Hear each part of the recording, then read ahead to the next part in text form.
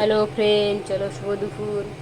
তো আজকে কুমড়ো ছেচকি বানাবো। কড়াইটা গরম হয়ে গেছে, বসিয়ে দিয়েছি। তো চলো কুমড়ো ছেচকি বানানোর জন্য কুমড়োটা আমি আগে কেটে নিয়েছি। এখানে এই যে কেটে ধুয়ে নিয়েছি। তো এবার কড়াইতে তেলটা দিয়ে দিই, সর্ষের তেল দিয়ে বানাবো।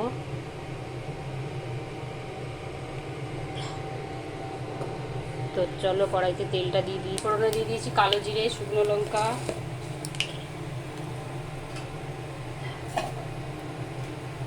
এবার দেবো কুচিয়ে রাখা পেঁয়াজ,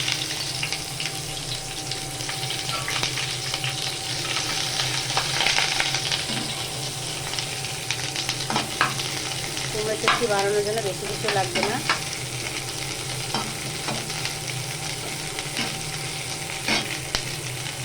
তো পেঁয়াজটা ভাজা ভাজা হয়ে গেছে, এবার কুমড়োগুলো দিয়ে দেবো। কটা কাঁচা লঙ্কা দিয়ে দিলাম। এবার দিয়ে দেবো সামান্য একটু নুন আর হলুদের গুঁড়ো।